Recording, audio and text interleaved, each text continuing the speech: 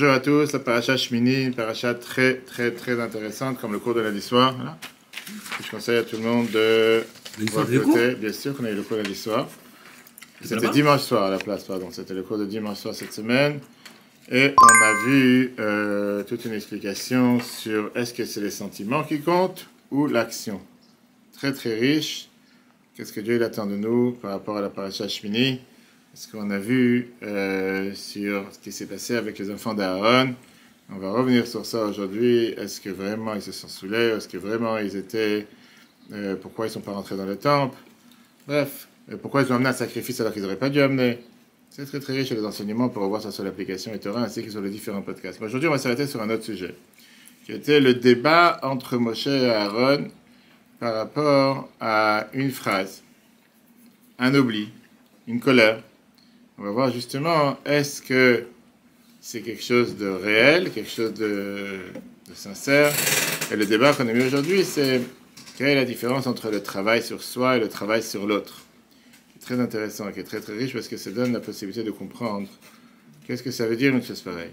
En deux mots, différentes approches dans le service de Dieu, différentes approches pour chacun d'entre nous, et surtout comment mettre en application ce que Dieu il attend de nous dans la vie de tous les jours. Pour ça, on regarde dans le vif du sujet, d'abord, comprendre qu'est-ce qui s'est passé cette semaine. Vrai qu'on a eu quelques mois d'attente, puisqu'on aurait dû inaugurer le temple à Hanouka. Dieu l'a demandé de faire sa Rosh Chodesh Nissan, c'est le mois où il y a eu la naissance de Yitzhak. Le programme était qu'il y a 7 jours d'inauguration. Après ces 7 jours d'inauguration, dans les Kohanim, ils vont s'habituer à pouvoir travailler avec tous les différents éléments immobiliers qu'il y a dans le temple. Mais de côté portable, c'est Shabbat. Le 8e jour, on commence à travailler. Maintenant, le feu doit descendre du ciel et consumer le sacrifice qu'il y a sur le Mizbeach. Et là, c'est la preuve que Dieu l'a pardonné sur la faute du Vaudor. Le plan était que les premiers 12 jours, chaque chef de tribu va amener un sacrifice. C'est la raison pour laquelle on fait le Nassi en général chaque fois en début du mois de Nissan. Oui. Et que le premier, c'était Nachshon ben Amminadab de la tribu de Yehuda. Rosh Chodesh Nissan, tout se passe à merveille comme planifié. Le feu descend du ciel. Le peuple juif énormément, on ne peut pas s'imaginer la joie énorme. Et là, 2 enfants d'Aaron, ils disent l'Echaim pour la grande joie. Tellement ils ont voulu se rapprocher de Dieu qu'ils sont rentrés dans le Saint des Saints sans permission.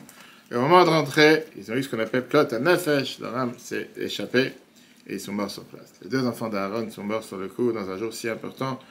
Le jour alors qu'ils auraient dû servir dans le temple avec leur famille. Tu peux t'imaginer un peu la catastrophe. Comme si le jour du mariage, c'est le marié qui meurt, que Dieu nous en préserve. Alors la question qui s'est posée, qu'est-ce qu'on fait? On arrête les cérémonies ou pas? Maintenant tu as 2 morts dans le temple. Ou bien on continue les cérémonies, parce qu'au final, c'était quelque chose qui était pour tout le peuple juif, pas seulement pour eux. Il y a eu un ordre qui est sorti de Moshe au nom de Dieu, qu'il faut continuer la fête. Et même si les Kohanim sont onen qui veut dire sont dans le stage d'endeuiller avant l'enterrement, parce que quelqu'un qui l'enterrement a déjà pris place, ça s'appelle un vel, pas un onen, ils doivent manger le sacrifice qu'on a amené, le sacrifice du 8e jour de l'inauguration du temple, et le sacrifice de Nachshon ben Amminadab. Et les enfants d'Aaron, ils ont fait ce qu'il fallait, les 2 autres enfants. Et ils ont continué dans la fête, et ils ont mangé le sacrifice. Mais il y avait aussi un autre sacrifice, qui était le sacrifice de Rosh Chodesh Nissan, qu'on a l'habitude chaque mois de faire le Moussaf, comme chaque Rosh Chodesh, qui est mangé partiellement par les Kohanim. Et là, Moshe, il a vu que les enfants d'Aaron, ils ont amené le sacrifice du Moussaf, mais ils l'ont brûlé, ils l'ont pas mangé. Alors que Moshe leur a demandé de manger le sacrifice. Moshe s'est mis en colère et il leur a demandé, comme on dit dans la paracha de cette semaine, Madou alors Khatem et Kodesh, pourquoi vous n'avez pas mangé le sacrifice? Sur ça, Aaron, il a répondu quelque chose à Moshe. On va voir ce quelque chose, c'est quoi. Et Moshe, il a été d'accord. On va voir c'était quoi ce dialogue qu'il y avait entre Moshe et Aaron. Et surtout, on va voir que c'est 2 approches totalement différentes dans la vie, richissimes, comme d'habitude. Merveilleux enseignement du Rabbi qui a été prononcé ce Shabbat en 1969. Regardons le texte. Le drame qui s'est passé, le Rosh Chodesh Nissan, après la mort des enfants d'Aaron, par chapitre 10, verset 12. D'abord, Moshe et Aaron veulent Elazar, veulent Itamar, Banav, Notarim. Moshe dit à Aaron ainsi qu'à Elazar et Itamar, ses fils survivants. Prenez la part d'oblation qui reste de l'offrande du 8e jour et celle de Nachshon, et mangez-la en pain azim à côté de l'autel, bien que vous soyez en état de onan en attendant l'enterrement. Pourquoi? Car elle est éminemment sainte. Moshe dit alors qu'est-ce qu'il y en a à faire? Vous devez manger le sacrifice, parce que c'est pour les Kohanim. Ah, vous êtes en deuil, c'est pas grave. Au sujet d'un bouc expiatoire de Rosh Chodesh, Moshe fit des recherches. Et il se trouva qu'on l'avait brûlé. Moshe s'énerva sur Elazar et Itamar. Et il leur dit, pourquoi n'avez-vous pas mangé l'expiatoire dans un lieu? Aaron répondit à Moshe, certes, aujourd'hui même, ils ont offert leur expiatoire et leur holocauste devant Dieu. Et pareille chose m'est advenue. Or, si j'eusse mangé une expiatoire aujourd'hui, cela aurait-il plu à Dieu? Moshe entendit et il approuva. Qu'est-ce qui s'est passé? En deux mots, d'un côté, on voit qu'ils ont mangé les deux premiers sacrifices. Mais le deuxième, ils n'ont pas demandé. Rashi, il explique. Qu'est-ce qu'était cette réponse de Aaron à Moshe? Haïta ben Hashem. Aaron, il a répondu à Moshe en disant, regarde la phrase suivante, car cela aurait plu à Dieu si tu as entendu pour les offrandes de circonstances. Aaron, il dit à Moshe, pardon. Toi, tu nous as dit que tu as entendu de la bouche de Dieu qu'elle devait être consommée même si le Kohen il est en deuil. Tu n'as pas à la permettre pour les offrandes régulières, comme le sacrifice de Rosh Chodesh. Et là, Moshe, il a répondu, il a été d'accord. Moshe avoua, il n'eut pas honte de dire, je ne l'avais pas entendu. C'est Moshe n'a pas eu honte de dire que oui, c'est vrai. Dieu m'a pas dit pour les sacrifices réguliers. Pour les sacrifices de circonstances, il m'a dit qu'effectivement, ils doivent les manger. Mais les sacrifices réguliers, qui est comme tous les Rosh Chodesh, Dieu m'a pas dit s'ils peuvent les manger ou pas. Et pourquoi eux, ils ont décidé de les manger directement? Au contraire, ils n'ont pas mangé. Ah, ils ont mangé ce que Moshe leur a dit les deux premiers qui sont les sacrifices de circonstances. Mais les sacrifices réguliers, ils n'ont pas mangé. Alors que Moshe, il leur a crié, pourquoi vous n'avez pas mangé ce sacrifice aussi? Ils ont répondu, Aaron a répondu, excuse-moi, toi tu as entendu de la bouche de Dieu seulement pour les sacrifices de circonstances, mais les sacrifices réguliers, je ne pense pas qu'on peut les manger. C'est qu'à la base, la question était que même les autres sacrifices, ils n'auraient pas dû manger étant en deuil. D'accord? Donc, quel est le débat ici? Que Moshe, Moshe a dit que pour les sacrifices de circonstances, ça veut dire qu'ils sont là pour une seule fois, qui était le sacrifice du 8e jour d'inauguration, le sacrifice de Nershon, pour ça on continue la fête comme normal. Mais pour les sacrifices réguliers, qui sont amenés tous les Rosh Chodesh, on ne fait pas la fête normale, et donc c'est pour ça qu'ils ont brûlé le korban, et ils ne l'ont pas mangé. Maintenant la question qui dérange est la suivante. Moshe n'était pas au courant de ça. Je pense que Moshe s'est-il trompé du fait de sa colère ou il ignorait la loi tout court? Moshe n'est pas au courant qu'on ne doit pas manger le sacrifice de Rosh Chodesh quand quelqu'un est en deuil. Alors pourquoi il a fait une telle erreur? Est-ce que parce qu'il s'est énervé, il a oublié la loi, ou il n'a jamais connu cette loi? Et on voit encore une autre histoire dans la parashat Matot. Quand le peuple juif est revenu de la guerre de Midian, Rashi là-bas, il nous explique quelle était l'erreur de Moshe. On parle de la dernière guerre que Moshe a menée pour se venger des Midianites, après qu'ils ont fait fauter le peuple juif avec le Péor, l'idolâtrie. Et le peuple juif, ils ont fait la guerre, mais ils n'ont pas tué les femmes qui ont fait fauter le peuple juif. Moshe s'est très énervé. Il a demandé au peuple juif la fameuse question, Achiyitem kol nekeva, vous avez laissé vivre les femmes. L'essentiel des malheurs nous est arrivé à cause d'eux. Moshe s'est encore une fois énervé. Et après, Moshe il a dit quoi faire avec les ustensiles qu'on a amenés de la guerre, qu'il faut les tremper dans les mikveh pour les purifier d'impureté, etc. Mais Elazar, il a rappelé au peuple que Moshe a oublié encore un détail.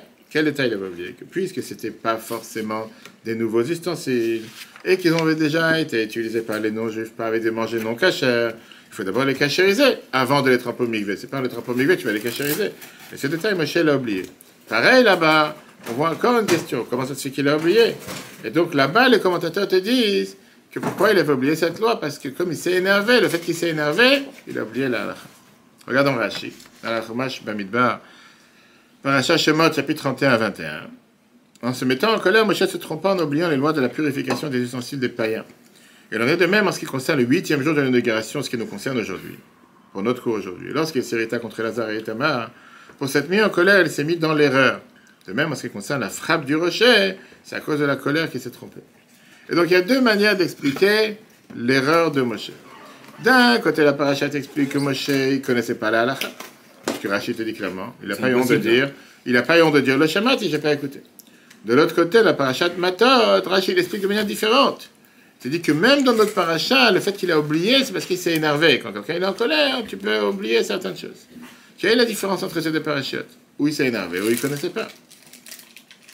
De là, on comprend que c'est pas simple de dire que Moshe, il a fait une erreur. Parce que Dieu ne lui a pas dit clairement quoi faire.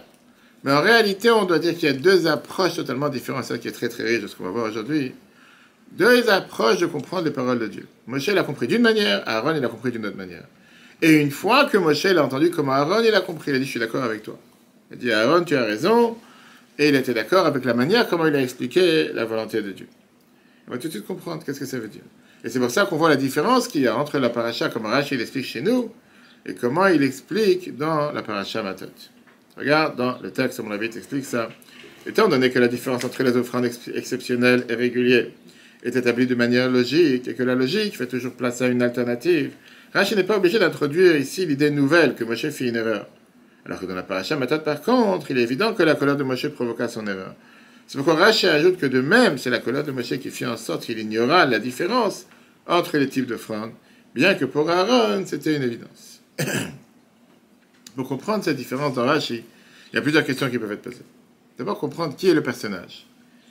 Qui est Moshe, qui est Aaron? Si la différence entre Moshe et Aaron dépend de leur manière de réfléchir, alors pourquoi Moshe il a voulu faire une différence? Il a voulu faire comprendre qu'il n'y a pas de différence entre des sacrifices qui sont uniques, en deux mots, qui sont circonstanciels, et ceux qui sont réguliers. Alors qu'Aaron est pensé qu'il y a une différence. D'où vient la différence de manière de penser? Pourquoi pour l'un il y a une différence, pour l'autre il n'y a pas de différence? C'est juste, il y a une logique derrière. Deuxièmement, si Moshe pensait qu'il n'y a pas de différence, et avec une telle certitude jusqu'à ce qu'il s'est énervé, pourquoi vous n'avez pas mangé le sacrifice que je vous ai dit de manger? Pourquoi, en entendant Aaron, sans que Aaron lui prouve des preuves logiques, sans aucune preuve, que Aaron lui dit non, moi je pense qu'il faut lui faire une différence, tout d'un coup il a changé jusqu'à qu'on te dit Vaïtav Benav, ça lui a plu ce qu'Aaron il a dit, bah t'as raison. Il n'a rien expliqué. Il a dit non, moi je pense que c'est différent, ah t'as raison. Dis-moi pourquoi. Si c'est tellement dans ton idée que c'est lui, c'est lui la même chose, pourquoi tout d'un coup, parce qu'Aaron était dit autre chose, tu changes? Et l'explication, la dit, après la Chassidut, c'est très clair. La différence entre Moshe et Aaron, c'est que Moshe représente le Emet, la vérité, et Aaron représente le Chesed. Et c'est tellement riche parce qu'on peut parler dessus des heures et des heures. Où il y a le Chesed, il n'y a pas de Emet. Où il y a la bonté, on ne peut pas forcément avoir la vérité. Où il y a la vérité, on ne peut pas forcément avoir la bonté. Comme le Midrash te dit la fameuse phrase en Shemot, Chesed ve'emet nifgashu. La bonté et la vérité se sont rencontrées, on dit ça dans le psaume 85. La bonté c'est Aaron, la vérité c'est Moshe. On va tout de suite voir ce que ça veut dire. Et donc quand la Mishnah nous dit, quand la Mishnah te parle d'Aaron, la Mishnah d'Avot, chapitre 1, verset 12, Mishnah 12, fait partie des disciples d'Aaron. Il aime la paix, poursuit la paix, aime les créatures et les rapproche à la Torah. Rabbi t'explique, c'est quoi la différence entre la bonté et la vérité? Si tu veux être bon avec quelqu'un, tu ne peux pas être vrai avec la personne. Parce que si c'est vrai, il ne mérite pas. Mais j'ai envie de faire du chesed, je peux te faire de la bonté. Malgré qu'il ne mérite pas, je fais de la bonté envers lui. Quand tu es émet, quand tu cherches la vérité, il ne mérite pas, il ne mérite pas. Il n'y a pas ici un tergiversé comme on dit, il ne mérite pas. Et bien, ce n'est pas pour lui. Voilà comment Rabbi t'explique ça. La vérité ne connaît pas de changement. Pour tout temps, de tout temps en tout lieu, elle reste identique, au même niveau, dans la même situation. Alors que la bonté, en revanche, dans l'objet, est de prodiguer le bien aux autres, doit tenir compte de la situation de chacun de ceux qui la reçoivent, lesquels ne sont pas identiques l'un à l'autre. Plus que ça, chaque fois que tu essaies de faire du bien envers l'autre, tu t'adaptes aux besoins de l'autre. De s'assurer qu'on lui donne ce qu'il a besoin, pas plus, pas moins de ce qu'il a besoin, sinon ça va être trop pour lui, il ne va pas pouvoir supporter. De l'autre côté, tu veux faire parfois les yeux en disant il n'a pas vraiment besoin, mais peu importe, je préfère l'aider parce que bon, pourquoi pas, j'ai de la peine pour lui. Mais c'est pas que tu cherches la vérité. La vérité, c'est qu'il a travaillé, il est au RSA, il doit commencer à avoir 20 heures de travail par jour, ou par semaine, ou par mois. Maintenant, comprenons la différence d'approche entre Moshe et Aaron. Là, comme Rabbi te dit, ça c'est tellement riche. La discussion fondamentale sur l'offrande régulière, pourquoi pour Moshe c'était la même chose que les offrandes circonstancielles, et pourquoi pour Aaron, c'était pas la même chose. La logique de Moshe, l'attribut de vérité établit que s'il y a un doute, il faut rien changer d'une situation à l'autre. De ce fait, il considère que la même sainteté conférée à l'exceptionnel doit rester pour le régulier. Et donc, si l'exceptionnel, je peux le manger, je dois le manger, je dois manger aussi le sacrifice régulier. Aaron, en revanche, s'occupant même des juifs très éloignés, qui s'appellent créatures, ça ne veut même pas, ils n'ont aucune qualité à part être des créatures de Dieu, estimés selon l'attribut de la bonté, qu'il y a une différence entre les offrandes exceptionnelles et les offrandes régulières. On ne peut exiger un niveau identique de sainteté à tous les niveaux et à toutes les époques. Ça, c'est la beauté d'Aaron. Aaron, il vient et t'explique, et t'écoute pas, cher ami. Je ne veux pas mettre tout le monde sur le même piédestal. Certaines personnes ont tel niveau, certaines personnes ont tel niveau. Tu veux dire, certaines personnes, tu peux exiger d'une certaine chose. Certaines personnes, tu peux exiger d'une autre chose. Si on explique ça de manière différente. Les gens, parfois, ils ont tendance à donner plus d'importance à quelque chose de nouveau. Quelque chose qui est exceptionnel. Jour de mariage. On va expliquer ça longuement aussi dans le cours de lundi soir qu'on peut voir sur l'application Torah. Un événement particulier. L'extase, tu vas dans un grand concert, tu vas danser, tu vas être plein de joie. Quelqu'un, il a une naissance, très joyeux, etc., etc. Et les gens ont tendance à donner moins d'importance aux choses régulières. Arrive une fête, on fait toute une cérémonie autour de la fête, le Seder de Pessah, c'est magnifique. Le mettre les tefilines tous les jours, faire la prière de tous les soirs, tous les jours. Bon, c'est la norme, c'est la routine, c'est rien de spécial. Par contre, il y a un événement particulier, une fête particulière donne d'importance. Un sacrifice, c'est quelque chose d'important. De l'autre côté, un sacrifice que j'apporte une fois dans la vie, pour un événement majeur, une duration du temps, c'est pas tous les jours, ou bien de ce chef de tribu qui était Yehuda à l'époque, a l'air, aux yeux des gens, beaucoup plus important qu'un simple sacrifice, que c'est la routine, que tous les Rosh Chodesh tu dois amener, que tous les Shabbat tu dois amener, etc. Et ça, c'est l'approche de Moshe et Aaron. Pour Moshe te dit, excuse-moi, cher ami, pour moi, il n'y a pas de différence. Un sacrifice, c'est un sacrifice. Shabbat, Moussaf, Rosh Chodesh, exceptionnel, c'est un sacrifice. Si tu parles d'une offrande envers Dieu, quelle différence si c'est une seule fois que tu l'amènes, si c'est le jour de Kippour, ou si c'est tous les jours. Pour moi, un sacrifice envers Dieu a la même importance, donc il n'y a pas de différence. Même tu dois manger les sacrifices exceptionnels, tu dois manger les sacrifices réguliers. Viens, Aaron. Aaron dit, tu ne peux pas demander à tout le monde d'être toujours au niveau de Kippour. Tu vas demander à tout le monde d'être toujours au même niveau de sainteté que le jour exceptionnel de l'inauguration du temple. Je peux très bien comprendre qu'il y a des gens qui sont en pleine joie le jour de leur mariage, et le lendemain, ils sont encore dans la misère, ils sont encore dans, on va dire, dans la détresse ou dans la déprime, comme des bons Français. Je ne vais pas leur demander d'être joyeux tous les jours. Alors, il faut s'adapter aux situations des gens. Tu as des gens qui sont, on va dire, tout le temps joyeux. Tu as des gens qui n'arrivent pas à être tout le temps joyeux. Tu as des gens qui vont être excités dès qu'ils ont une mitzvah particulière, la brit milah de leur enfant, ou une naissance d'un enfant, ou le jour du mariage. Là, tout d'un coup, ils vont mettre tête filée alors qu'ils n'ont jamais mis de leur vie. Mais un jour normal, dans la routine, non, je n'ai pas envie de mettre tête filée, ça ne m'intéresse pas. Donc ça, c'est la différence d'approche. Parce que l'un, il représente la vérité, l'autre représente la bonté. Si on rejoint le Zohar te dit qu'encore une fois, ça c'est la différence qu'il y a entre Aaron et Moshe. Regarde comment le Zohar te dit ça dans volume 3, page 266b. Moshe est le parrain du roi. Aaron est le parrain de la reine, qui est la matronita en araméen. Quel rapport avec le roi et la reine ici? Et quel lien entre Moshe est attaché à un roi et Aaron à la reine? Mourazakan t'explique son écouté Torah. Très simple. Le sujet de Moshe est le roi. Qu'est-ce que ça veut dire le roi? De révéler la divinité chez les enfants d'Israël, du haut vers le bas. Tel qu'on est de là-haut, en Atzilut, dans le monde de l'émanation, sans différence. Tu fais pondre le haut du bas, il n'y a pas à tourner en rond. Du plus haut au plus bas, ça descend. En un mot, tel qu'elle est en haut, elle descend vers le bas. Le sujet d'Aaron, en revanche, est la reine. La reine, ça veut dire quoi? Élever les enfants d'Israël, du bas vers le haut. Et là, oui, clairement, il faut prendre en considération, dépendant de leur niveau effectif. Et donc, tu as ici une différence d'approche entre les deux. Là, il te dit, prends la divinité telle qu'elle est, fait la descendre par terre pour tous, sans différence pour tout le monde. Mais le problème, c'est quoi? C'est quand tu cherches à être tellement vrai, tu peux faire des explosions. Tu peux éclater des gens sur le système. Tu peux éclater des gens sur la route. Tu peux faire que des gens ils perdent, ils ne sont pas aptes à recevoir une telle abondance et une telle lumière. C'est trop fort pour eux. Aaron, il vient et te dit, écoute-moi, viens, on diminue la lumière. Viens, on peut diluer la lumière. Viens, on peut essayer d'élever les gens de bas vers le haut, en fonction de leur niveau, en fonction de leur qualité. Mais là, il y a le grand risque. Pourquoi c'est le grand risque? Parce que l'attribut de vérité, est-ce qu'elle peut changer en fonction des personnes ou en fonction des circonstances? A priori, je comprends beaucoup plus l'approche de Moshe.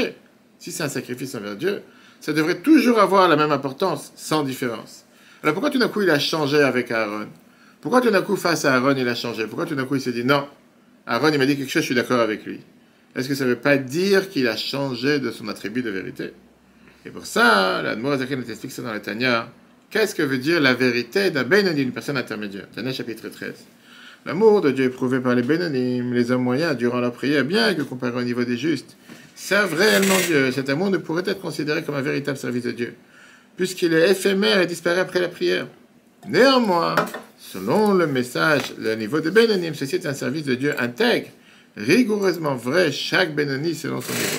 Au moment où il le fait, c'est totalement vrai. Ah, ce qui se passe après, qu'est-ce que j'en ai à faire? Parfois, quelqu'un peut se poser la question, je suis tellement faussé, je suis tellement hypocrite. Pendant la prière, je suis proche de Dieu. Après, je fais les affaires, je suis tellement loin de Dieu. Je me demande alors qui je suis réellement. Je regarde dans le miroir. Est-ce que je suis celui qui aime prier à Dieu comme j'ai fait dans la prière avec une telle sincérité? Ou bien je suis quelqu'un qui dépend totalement de mes envies, de mes fantasmes et de mes désirs? Est-ce que ma prière, elle est réelle, elle est sincère? Ou elle n'est pas sincère puisqu'elle ne dure pas plus que quelques minutes? Ou bien c'est juste une imagination? Viens, l'Admor Azaken, et te dit non, ta prière, elle est sincère, ta prière, elle est réelle, ta prière, elle est qui tu es vraiment. C'est pas du faux. Si on veut faire évoluer ce débat, c'est la même question qu'on se pose. Est-ce que la vérité, c'est quelque chose d'objectif ou subjectif? Objectif, ça veut dire que je change pour personne, ou bien subjectif, elle s'adapte à tout le monde.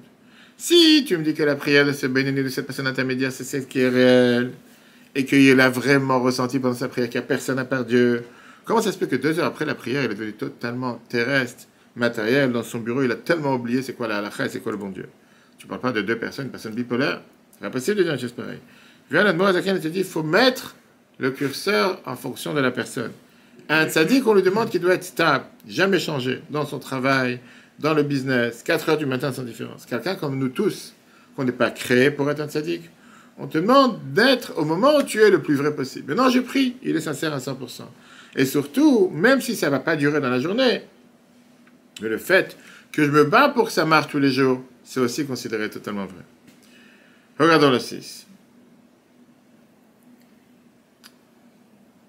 L'amour de Dieu éprouvé par les bénénimes, les hommes moyens, intermédiaires durant leur prière, bien que comparé au niveau des justes, servant réellement Dieu, cet amour ne pourrait pas être considéré comme un véritable service de Dieu puisqu'il est éphémère et disparaît après la prière. Néanmoins, selon le niveau des bénénimes, ceci est un service de Dieu intègre et rigoureusement vrai, chaque bénénim selon son niveau. La vérité dit c'est très simple. La vérité absolue n'existe que chez Dieu. Lorsqu'on observe une vérité chez les créatures, même si elle n'est que relative, nous devons dire qu'elle découle de la vérité divine illuminant votre créature. En d'autres mots, ça n'existe pas une personne que tu peux, aussi élevée qu'elle soit avec la vérité absolue. La vérité absolue, toi tu es le tzadikim, pas chez chacun d'entre nous. Et ça, c'est ce qui a poussé la raison pour laquelle Moshe a dû admettre vraiment l'approche d'Aaron. Et pourquoi ce n'est pas une contradiction avec l'approche de vérité de Moshe. La disparité dans le ressenti de sainteté entre l'exceptionnel et l'ordinaire est un service divin tout à fait intègre et authentique, émanant de la vérité divine qui illumine les Juifs dans chaque situation. C'est pourquoi lorsque Moshe entendit d'Aaron que selon l'effort des hommes dans ce monde, de différences existent selon les situations, il accepta ces points de vue, justifié même par l'attribut de vérité. Au contraire, parce que dans ce monde, tu ne peux pas avoir une vérité absolue. Moshe, il a voulu représenter la lumière de Dieu sur terre. Il n'y a que Dieu qui a la vérité absolue. Le monde n'a pas de vérité absolue, puisque tout est, comme on dit, avec une fini, il n'y a pas de choses infinies sur terre. Et donc, automatiquement, c'est pour ça que Moshe a dû être d'accord à Aaron, de la manière la plus simple possible. La vérité dit, c'est quoi l'enseignement de tout ça? Il y a une énorme différence entre le travail sur soi et le travail sur autrui. C'est exactement ce qu'on a vu dans cette conférence, dans ce séminaire de Kashrut que je viens de revenir de 48 heures. Tellement de différences par rapport à l'approche que tu dois avoir par rapport aux autres. Quand tu dois donner un tampon de cachet sur un restaurant, sur un hôtel, sur un produit. Et par rapport à ta rigourosité que tu prends sur toi-même. Tu ne veux pas imposer ça sur les autres. C'est caché, oui. J'ai pas envie de manger, c'est mes affaires. Peu importe, je suis allergique au pollen, je suis allergique au sésame, je suis allergique aux amandes, c'est mes affaires. Mais ne va pas dire, puisque moi j'ai décidé que je ne mange pas, pour tout le monde c'est pas caché. C'est caché, ça a la c'est permis. Regarde l'enseignement majeur qu'on apprend dans ce sujet spirituellement parlant. Lorsqu'il s'agit de son propre service de Dieu, on doit faire en sorte que ce service ne connaisse pas de changement. Tu dois être intransigeant avec toi-même. En revanche, lorsqu'il s'agit sur une autre personne, surtout si elle est très éloignée, il faut s'adapter à ces situations, avoir conscience que toutes les périodes ne sont pas identiques et qu'on ne peut pas lui exiger d'être en permanence au même niveau de sainteté que dans des moments particuliers et propices. Ainsi, cela fera en sorte que même chez ces personnes, on finira par ressentir la vérité éternelle de Dieu. Et donc, c'est tellement riche parce qu'on peut dire que l'enseignement de ce merveilleux discours du Rabbi, il est dans deux situations. De toi-même, tu dois avoir une stabilité. Qu'est-ce que ça veut dire, une stabilité? Comme Moshe. Tu ne veux pas être un jour dans la Kedusha, un jour dans le contraire. Tu dois être tous les jours, comme on dit, prière à la même heure, avec telle rigueur, kashrut la même rigueur. Ça, c'est pour toi-même. En deux mots, c'est très facile d'être en pleine grande émotion quand tu vas sur le Ohel du Rabbi, quand tu as, comme j'ai dit, une naissance, ou quand tu as un mariage. Mais qu'est-ce qu'il en reste le lendemain? Pas forcément il reste quelque chose. Par contre, quand tu travailles avec les autres, tu dois accepter le fait que pas tout le monde est avec le même niveau de sainteté, et que tu ne peux pas demander à n'importe quelle personne d'être avec une émotion qu'il a le jour de Kippour, un simple jour de semaine, quand il fait la prière. Et donc, quand il y a des moments particuliers, il faut les utiliser, pas dire, bah, si c'est comme ça, je n'ai pas envie d'être hypocrite, monsieur Rabat, je ne préfère pas mettre de filim parce que j'ai les mains sales. Quel rapport avec ma salle? Mais les filim, prends un moment, oui, même si c'est 3 minutes par jour, que ce moment soit le moment le plus proche et le plus sincère. Et au final, ça va faire changer la personne, qui va devenir le plus vrai dans le maximum de temps dans la journée. Voilà, chers amis, un merveilleux enseignement qu'on a vu ce Shabbat, Shmini, en 1969. Cours sera un replay sur l'application Etora, sur Google et Apple, ainsi que sur les différents podcasts. Très bonne journée à tous et à la semaine prochaine.